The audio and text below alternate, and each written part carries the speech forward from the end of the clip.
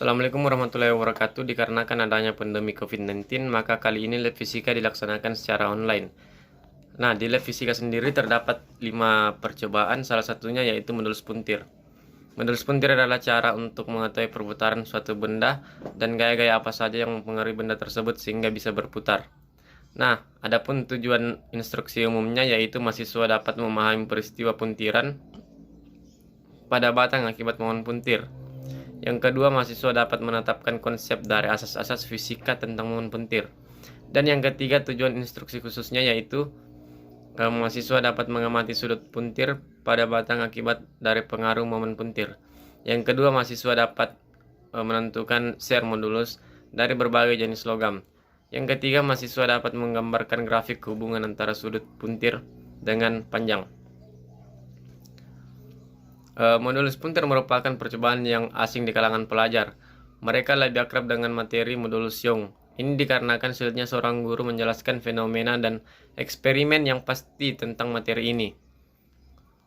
Adapun alat yang digunakan pada percobaan kali ini yaitu yang pertama jangka sorong, yang kedua mikrometer sekrup, yang ketiga rollmeter, yang keempat buat pemberat, yang kelima neraca analitik, dan yang terakhir alat modulus puntir.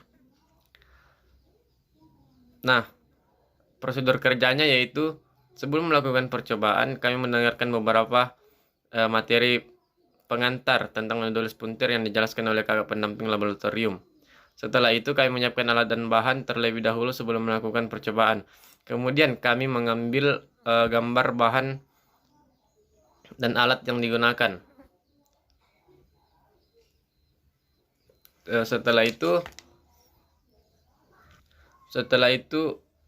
pada percobaan pertama kami mengukur diameter roda menggunakan jangka sorong pada modulus puntir secara vertikal, horizontal, dan diagonal. Kemudian kami juga mengukur diameter batang logam menggunakan mikrometer sekrup sebanyak 3 kali dengan ketebalan diameter batang logam yang berbeda-beda. Pada percobaan kedua kami mengatur skala pada busur derajat yang menempel pada modulus puntir hingga jarumnya tepat berada di tengah-tengah busur derajat atau membentuk sudut 90 derajat. Kemudian kami mengukur jarak dari skala pertama ke skala kedua menggunakan meter sebanyak 3 kali dengan jarak yang berbeda-beda tetapi menggunakan beban yang masanya sama. Kemudian beban tersebut dipasang pada roda dan kami mengukur perubahan sudut yang terjadi setelah roda tersebut ditambahkan beban. Pada percobaan ketiga tidak berbeda jauh dengan percobaan kedua. Bedanya terletak pada percobaan yang ketiga jarak skala yang digunakan sama tapi massa beban yang digunakan berbeda.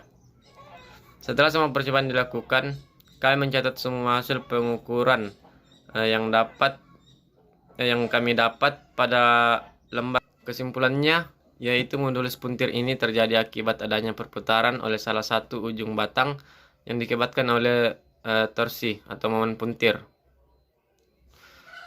Adapun hukum yang berlaku pada percobaan ini adalah hukum Hooke, di mana hukum Hooke sendiri berbunyi yaitu ketika pegas tidak melampaui batas elastasinya, maka perpanjangan pegas itu tidak sebanding dengan gaya yang diberikan. Artinya semakin besar gaya yang diberikan kepada pegas, maka pertambahan panjang akan lebih besar, atau percobaan ini semakin besar gaya yang diberikan atau semakin besar torsi yang diberikan, maka sudut yang terjadi pada batang akan lebih besar. Begitupun sebaliknya. Semakin kecil gaya yang diberikan, maka semakin kecil pula sudut yang terjadi akibat torsi. Adapun ayat yang berhubungan yaitu Quran surat Ar-Ra'd ayat ke-11 yang artinya sesungguhnya Allah tidak akan merubah suatu kaum sampai mereka merubahnya sendiri. Penjelasannya, Allah memang Maha Kuasa, dapat merubah nasib semua kaum, akan tetapi hidup ini realistis. Benda tidak akan bergerak jika tidak dikenai gaya. Begitu pula hidup tidak akan bergerak jika tidak diberi gaya. Sekian dari saya. Assalamualaikum warahmatullahi wabarakatuh.